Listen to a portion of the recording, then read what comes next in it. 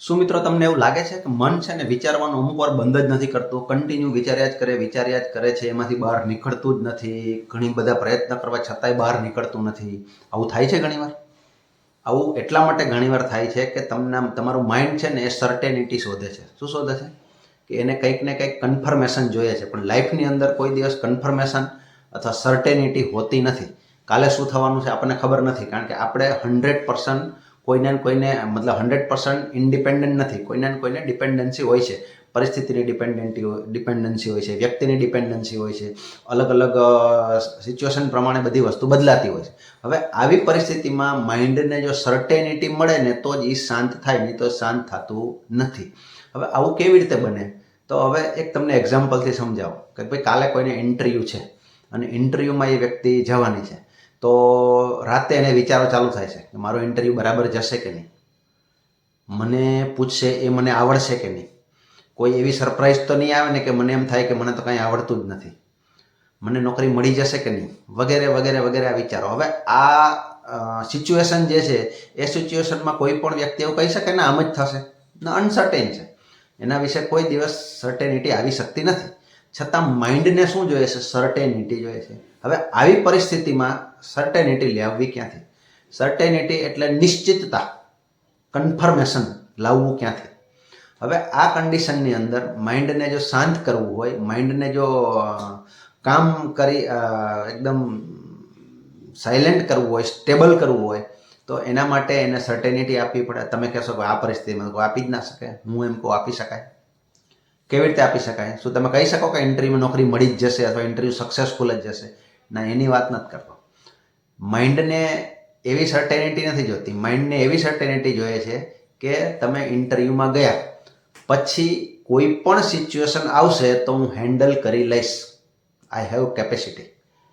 આ સર્ટેનિટી આપશો તો પણ ચાલશે. એને રિઝલ્ટ સાથે લેવા દેવા નથી, એને તો એના પ્રશ્ન સાથે લેવા દેવા છે. કોની સાથે? કે ભાઈ આવું થશે તો હું ફોડી લઈશ ને, ડોન્ટ વરી, તું ચિંતા નહીં કરીશ. એટલે તમે અને મન તમારું જુદું છે. આ પહેલી વસ્તુ તમે મગજમાં ધારી લીધી અથવા માની લીધી, અને પછી તમે કંઈ બી થશે તો હું બેઠો છું, ડોન્ટ વરી, હું કેપેબલ છું, હું ફોડી લઈશ. હવે આટલું કહે ને તો મન કેવું થઈ જાય? એના શાંત થવાનું શરૂ થઈ જાય. તો આટલી એક અનસર્ટેનિટીને કારણે ઘણી બધી વખત એટલું બધું ઓવર થિંકિંગ થતું હોય છે કે તમે કંટાળી જતા હો.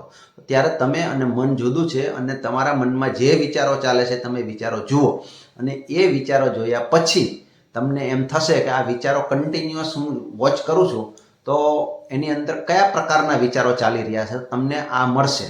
શું મળશે? અનસર્ટેન વિચારો મળશે.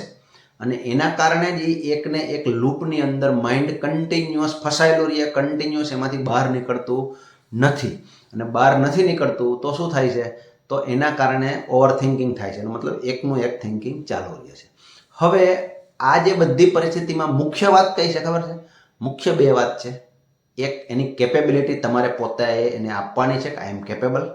બીજી વસ્તુ એ છે કે તમે અને તમારું મન જુદું છે, એ બે વસ્તુ એને બતાવવાની છે કે તમે જુદા છો, તમારું મન જુદું છે. તમારે એને મનને ઓબ્ઝર્વ કરવાનું. જે તમે પોતે નથી એને તમે ઓબ્ઝર્વ કરી શકો. તમે એમ કહો મારો હાથ, તો હાથને હું ઓબ્ઝર્વ કરી શકું, હું જોઈ શકું છું, બરાબર છે. કે મારા ચશ્મા, તો મારા ચશ્માને અલગ કરીને હું જોઈ શકું. જ્યાં મારો શબ્દ આવે એને જુદું જોઈ શકો. તેવી રીતે મારું મન, આ પણ આપણે બોલીએ જ છીએ તો મારું મન મારાથી અલગ છે.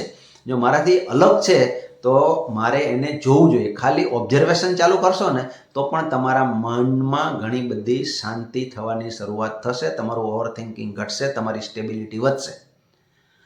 જો તમને આ વિડીયો સારો લાગ્યો હોય તો વિડીયોમાં કોમેન્ટ કરો સ્ટેબિલિટી, અને વિડીયોને સબસ્ક્રાઈબ કરો, ચેનલને સબસ્ક્રાઈબ કરો. આપણે અહીંયા મનને કંટ્રોલ કરવાની, પ્રેશર આપવાની કે મનમાં શું કહેવાય એવું નથી કરતા. આપણે ફક્ત ને ફક્ત મનને ડાયરેક્શન આપીએ છીએ અને મનને સમજીએ છીએ. Thank you very much.